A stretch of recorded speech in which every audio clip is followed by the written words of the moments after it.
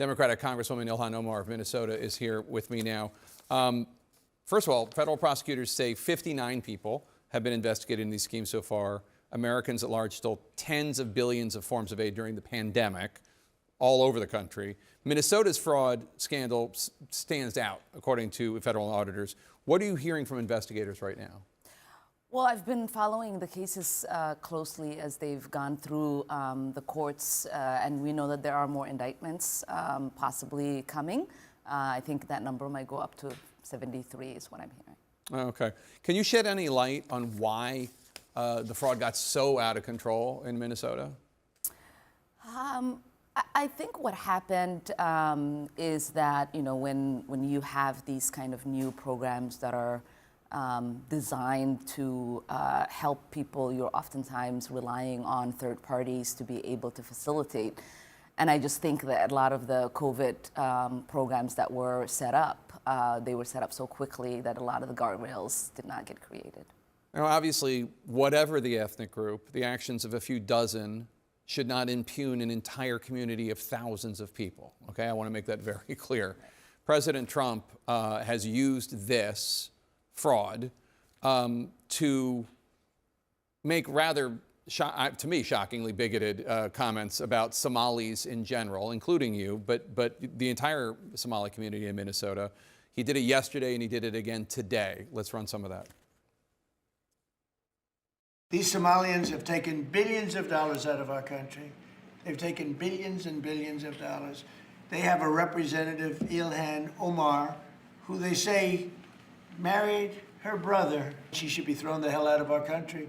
And most of those people, they have destroyed Minnesota. She should not be, and her friends shouldn't be allowed. Frankly, they shouldn't even be allowed to be congresspeople, okay? They shouldn't even be allowed to be congresspeople because they don't represent the interests of our country. It's pretty shocking to hear it, although I don't know how shocked you are at this point anymore. But Somali immigrants, in general, you in particular, have been the target of his attacks for a long time. What's your response? Yeah, I mean, I'm not shocked because we know that the president oftentimes resorts to very bigoted, xenophobic, Islamophobic, racist rhetoric when he is trying to scapegoat and deflect from the actual failures that he has himself.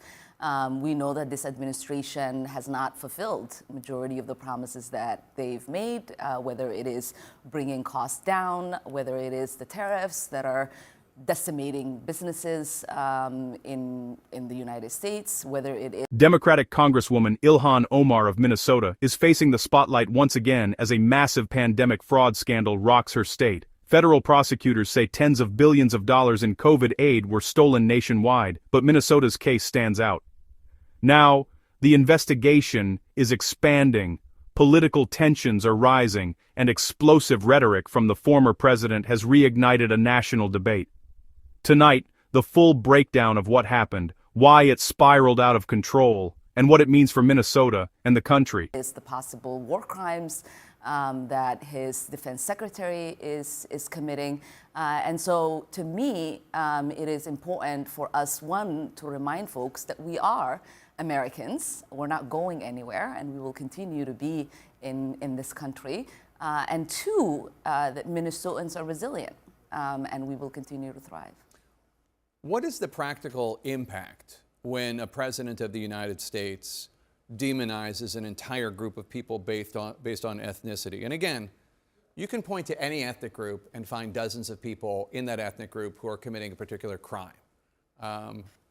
The mafia comes to mind, right? But no one, you don't hear people saying that about Italians. They did 100 years ago, but they don't do it today. What is the practical effect on the Somali community when the president says things like that? I mean, it creates fear.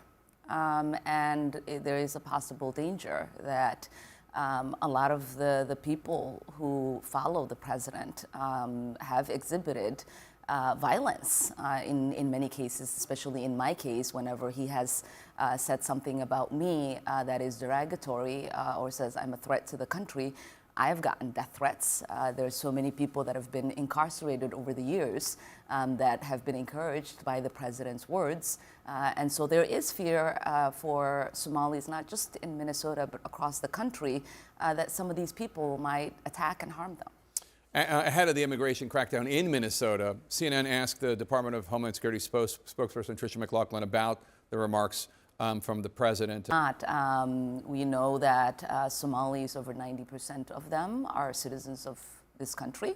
Majority of them having born in the United States, and we know that if you are a criminal, you already have deportation orders, and there is an easy way for them to do that instead of creating this sort of fear where they are having raids. And today we saw them stopping citizens, and people were proving their citizenship by showing their passports.